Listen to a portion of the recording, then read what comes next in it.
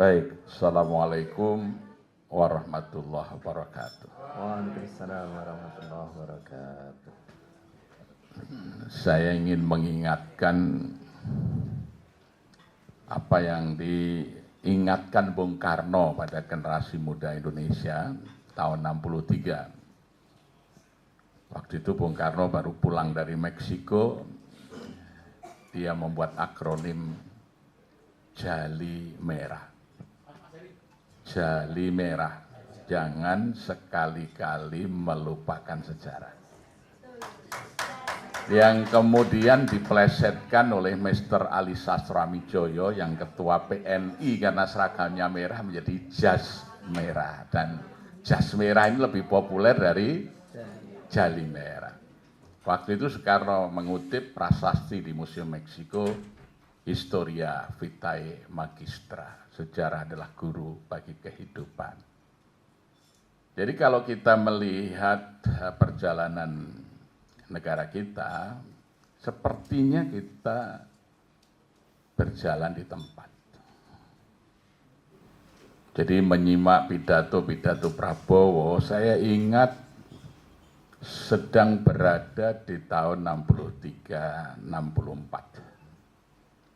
Ya, waktu itu kalau pagi kita nyetel radio, itu RRI menyiarkan konsep Bung Karno yang hari ini sepertinya menjadi nalarnya Prabowo, yaitu RESOPIM, Revolusioner Sosialisme Indonesia dan Demokrasi Terpimpin.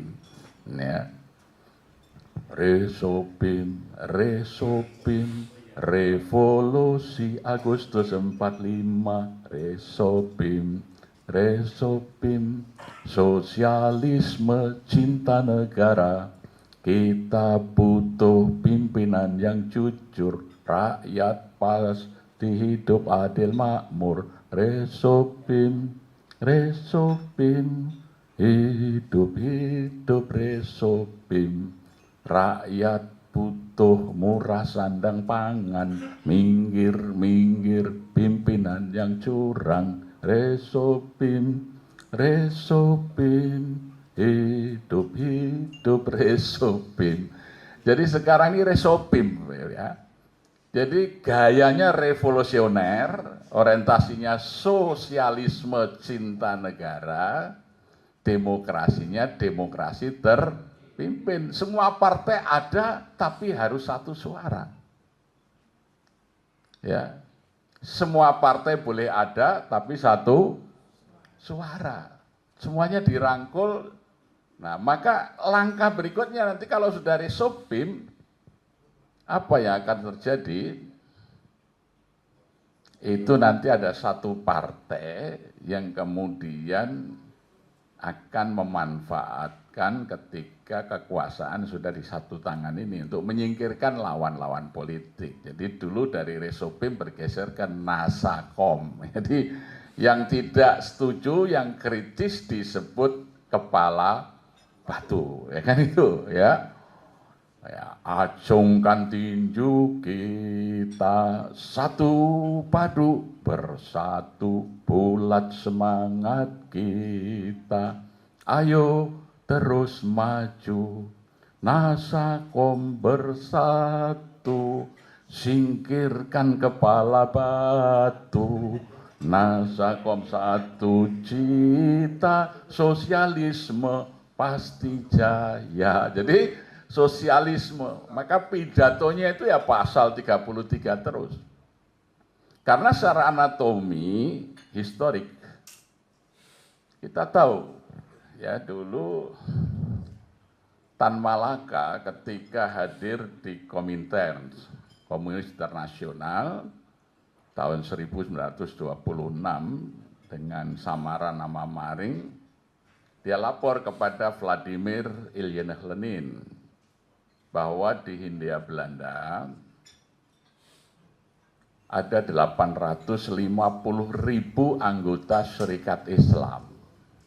30% diantaranya kader komunis aktif. bolehkah kami kaum komunis Hindia Belanda bekerja sama dengan kaum muslim untuk mengadakan revolusi? Maka Lenin menjawab dengan doktrin Zidanov tahun 1927 yang mengatakan kaum muslimin adalah kelompok borjuis lawan daripada komunis. Maka hendaknya di Hindia Belanda Partai Komunis mengajarkan ateisme.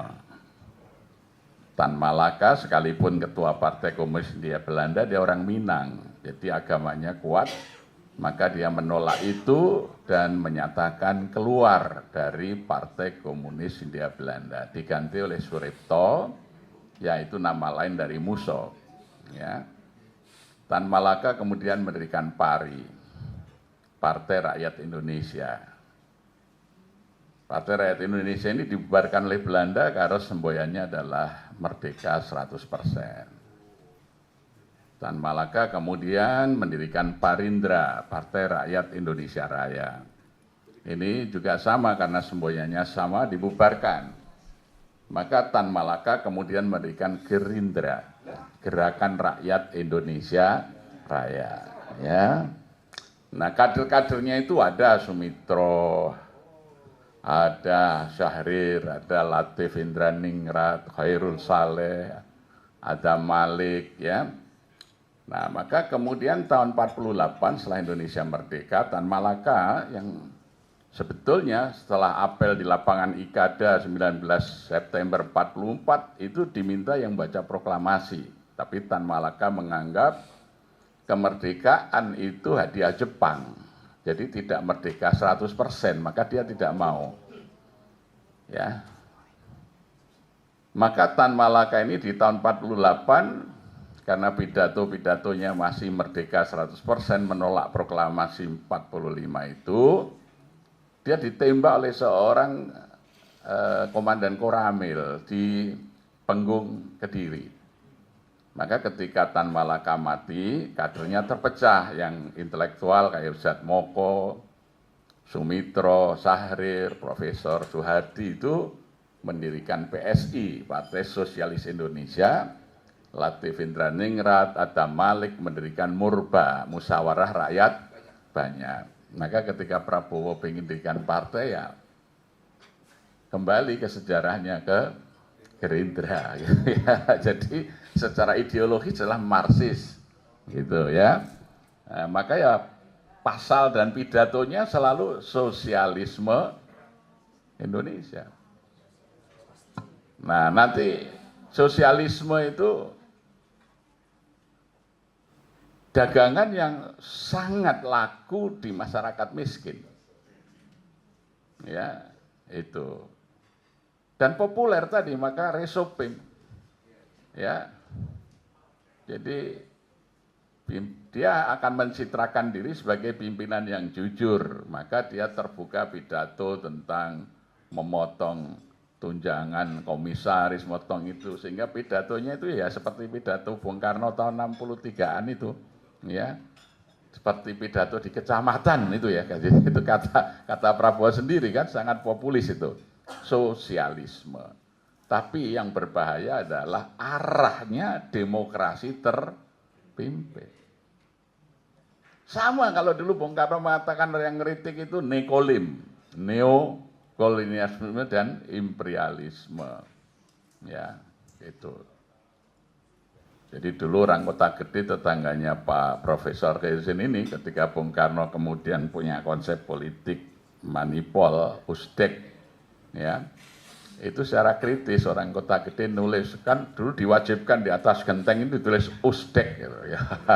Tapi di Kota Gede ada tulis usdek, singkatannya uripe sangsara jalaran edane Karno gitu. Jadi ya sebagai protes. Jadi hidupnya sengsara karena gilanya Bung Karno gitu. Jadi ya itu saya melihat fenomena politik hari ini seperti kembali ke tahun-tahun itu gitu. Jadi semua mau dirangkul sebagai pendukung kekuasaan, presiden memegang semua kekuasaan, orang boleh berbeda partai tapi harus sama pikirannya mengikuti kemauan presiden.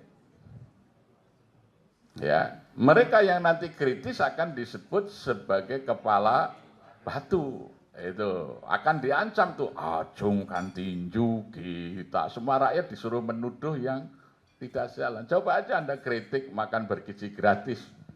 Acung tinjunya akan ditujukan ke situ semua, gitu ya, oleh semua partai politik. Ya. Nah, maka melihat itu, waktu itu Ahmad Yani sangat khawatir. Maka Jenderal Ahmad Yani menulis surat kepada Paduka Soekarno mengingatkan, kami setuju tapi jangan gitu. Ya. Maka akhirnya ini nanti dimanfaatkan oleh petualang politik, yaitu menggunakan apa yang disebut MKTBP, metode 3 kombinasi bentuk perjuangan. Ya, jadi ini yang kita mesti waspadai, ya, metode 3 kombinasi bentuk perjuangan. Ya, jadi melihat perjalanan politik ini, saya optimis bahwa Indonesia akan berubah menjadi baik, ya. Seperti Abraha itu oleh Allah dibiarkan dengan gajahnya mendekati Makkah itu, ya, merapat semuanya seakan-akan tidak ada yang menghalangi. Nanti menurunkannya ababil itu kalau memang sudah benar-benar berbahaya bagi Ka'bah gitu loh. Jadi biar sempurna ini ya, kekuatan kejahatannya ini ya.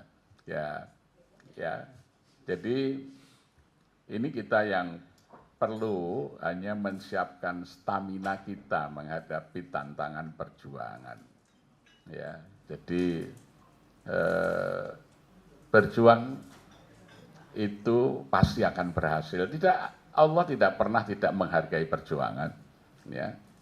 Itu. Tetapi kita ingat ya, seperti Soekarno sendiri itu. Soekarno ini karena seorang peminat sejarah, ya.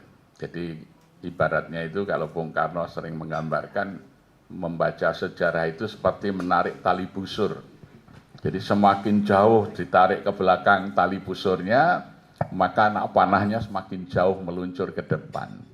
Jadi kalau orang paham sejarah, dia akan visioner.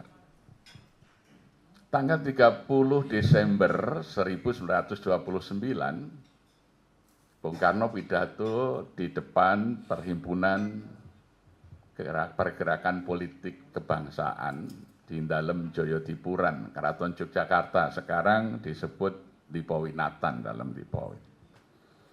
Itu tanggal 30 Desember 1929. Bung Karno hanya pidato singkat, tapi pidatonya ini menggetarkan pemerintah Hindia Belanda, sehingga langsung ditangkap dan dipenjara 2 tahun 4 bulan karena pidato singkatnya ini. Jadi Bung Karno hanya mengatakan, kaum imperialis, perhatikan, tidak lama lagi apabila perang Pasifik telah menggeledek menyambar-nyambar angkasa, apabila Samudra Pasifik telah merah oleh darah dan bumi di sekelilingnya telah diguncangkan oleh ledakan-ledakan bom dan dinamit, maka di saat itu bangsa Indonesia akan keluar dari belenggu penjajahannya dan menjadi bangsa yang merdeka. Langsung dihentikan oleh Velpolis, ya, oleh Intel polisi, dikirim ke stasiun Tugu, bawa ke Bandung, dan beliau 2 tahun 4 bulan karena pidatonya ini. Ya, pidato optimis itu membahayakan bagi penguasa zalim. Gitu. Hanya pidato itu. Dan kemudian ketika di penjara, ditengok oleh tokoh-tokoh perjuangan kita yang duduk di Vokres, menjadi Dewan Rakyat. Yang senior ini memberi nasihat pada Bung Karno, Bung, kamu mimpi di siang bolong. Kami ini memperjuangkan Indonesia berparlemen di bawah payung Belanda saja ditolak. Kamu menuntut Indonesia merdeka sekarang. Mimpi katanya. Apa kata Bung Karno? Ayam berkokok karena telah melihat fajar menyingsing. Fajar menyingsing bukan karena kokok ayam. Tuan-tuan ini hidup mendapat satu dari negara, sehingga Tuan bangun siang. Saya ini ibarat ayam kampung harus cari makan sendiri, maka aku telah melihat fajar kemerdekaan itu menyingsing di ufuk timur, maka aku berkokok Indonesia merdeka sekarang. Ya, maka Bung Karno diberi gelar putra sang fajar, kan gitu ya. Jadi, dan itulah yang kemudian di tahun 45 terbukti apa yang digambarkan ini. Perang dari Atlantik bergeser ke Pasifik.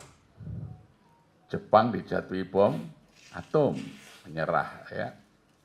Nah, jadi kalimat-kalimat tentang keberhasilan perjuangan itu menjadi vitamin bagi para pejuang di tengah sesak nafasnya menghadapi beratnya perjuangan ini. Ya.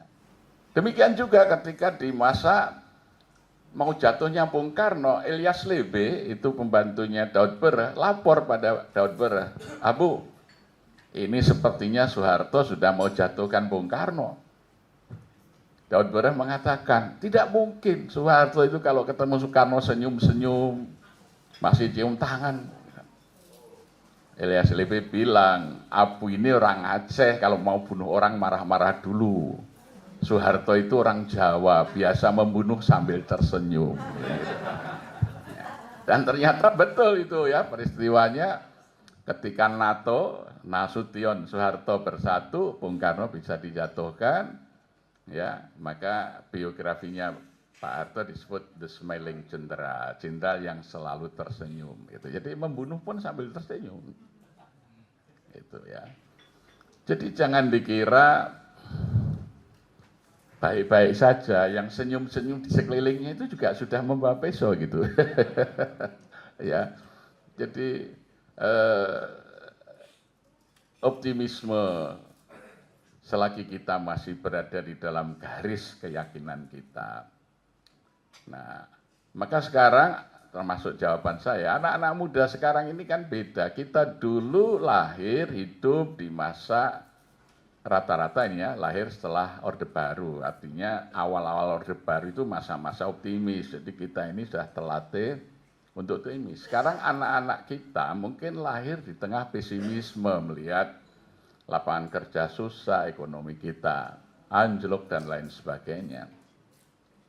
Tidak percaya pada negara dan pemimpin negara. Oleh karena itu, kepada anak-anak generasi ini kita menawarkan kesejahteraan sonder negara. Kita nggak butuh negara untuk sejahtera, cukup masjid bisa mensejahterakan rakyat. Maka kita revolusi kemasjidan, mau sejahtera, ayo kita kelola masjid sebagai sumber kesejahteraan rakyat. Jangan berharap pada negara dan pemimpin-pemimpin negara. Gitu. Sehingga ya di masjid kita itu anak-anak muda senang sekali ngumpul generasi ini. Karena bagaimana memikirkan kesejahteraan sonder negara. Jadi kita itu ayo membangun kesejahteraan rakyat tanpa perlu negara. Ya, itu. Kalau kita berada pada negara, sistem negara kita itu membuat tidak optimis. Karena sistemnya sudah rusak. Ya. Konstitusi kita ini kan sudah dibajak oleh para korporasi. Kita sudah dikudeta. Ya, kita sudah dikudeta oleh para pemilik modal. Perangnya itu adalah masjid melawan pasar sekarang. Maka Nabi dulu mengingatkan, ahabul biladi indallah masajiduha wa abghadul biladi indallah aswaqiha. Tempat yang paling dicintai Allah adalah masjid-masjidnya, ya, tempat yang paling dibenci Allah itu pasar-pasarnya. Khairul makan al-masjid wasyarul makan asyuk. Sebaik-baik tempat itu adalah masjid, seburuk-buruk tempat adalah pasar. Nah, negara kita ini sudah jadi pasar sekarang ini. Pemilik modal yang akan menguasai gitu ya. Nah, maka harus dilawan oleh ideologi masjid tadi. Jadi bagaimana rakyat bisa membangun kesejahteraannya sendiri sonder pemerintah. Bangsat dengan pemerintah. Gitu ya. Jadi sekarang bagaimana rakyat itu mengupayakan kesejahteraannya sendiri secara mandiri. Nah, itu. Jadi ini alternatif ya di tengah kegalauan rakyat melihat sistem bernegara kita ini yang semakin rusak. Membuat galau kalau kita bicara negara. Ya. Jadi oleh karena itu kita mencoba menghadirkan terutama pada anak-anak muda, udahlah kita ini bisa mengurus kesejahteraan dan masa depan rakyat itu melalui institusi yang disediakan Allah. Itu seperti Rasulullah di Madinah ketika menghadapi kekuasaan Romawi dan Persia, gitu ya. Jadi yang dibangun bukan partai politik, tapi bagaimana menjadikan masjid sebagai sumber kesejahteraan, sumber pembebasan. Syaratnya cuma satu, para khotib penakut tidak boleh naik mimbar. Itu aja. Yang menjadikan Indonesia rusak itu para khotib yang penakut itu. Maka dulu Khalifah Malik bin Marwan ketika jadi khalifah, dia dengerin khutbah seorang ulama, duduk di depan, didoakan oleh khotib itu. Khotibnya disuruh turun oleh dia dan dia naik sebagai khotib, memberitahu bagaimana cara berkhutbah yang benar. Jadi khutbah Jumat yang benar ini, khotib menunjuk mukanya khalifah dengan mengatakan, Innallaha ya'murkum bil adli wal ihsan wa itaidil qurba wa yanha 'anil fahsai wal munkar wal baghi ya'idukum la'allakum tadhakkarun. Fala dzikrullahi akbar. Sekarang kalimat itu diucapkan oleh para khotib, tapi tangannya begini. Tidak nunjuk kepada penguasa. Jadi khotib itu semua tudingannya harus kepada kekuasaan. Kamu diperintahkan Allah berlaku adil. Itu tugasnya khotib Jumat. Jadi kalau khotib Jumat tidak mengarahkan jarinya ke kekuasaan, bukan khotib. Suruh turun saja. Ya, makanya Bung Karno meletakkan patung di Ponegoro itu di bawah Monas, ya, sambil telunjuknya patung itu menunjuk ke Istana Negara, gitu loh. Ya, ini lihat ini kami yang berjuang para ulama ini untuk kemerdekaan, kamu yang duduk di Istana Negara ini jangan memble, kira-kira begitu. Ya, jadi itu insya Allah kebersamaan di masjid oleh para ustadz, anak-anak muda ini membersamai itu mereka akan bahagia sehingga ya selalu ramai. Maka kemudian kaderisasi kita harus struktural dan sistemik. Jadi kalau di Jogokarian ini di dalam pengurus kepengurusan masjid ada organisasi intranya. Yang paling junior namanya Hamas, Himpunan Anak-anak Masjid. Itu anak-anak prasekolah sampai SD kelas 6. Kemudian kalau sudah SMP, itu masuk di remaja masjid. Nanti kalau sudah kuliah, dia di Kurma, keluarga alumni remaja masjid gitu ya. Yang perempuan tergabung di Umida, Umi Muda. Jadi setiap jenjang umur itu ada komunitasnya, ada programnya, ada gerakannya, ya itu. Jadi kalau kami tadi sementara ini bagaimana membangun optimisme generasi Z tadi bahwa kita bisa menciptakan masa depan yang baik sonder pemerintah, sonder negara gitu. Terima kasih.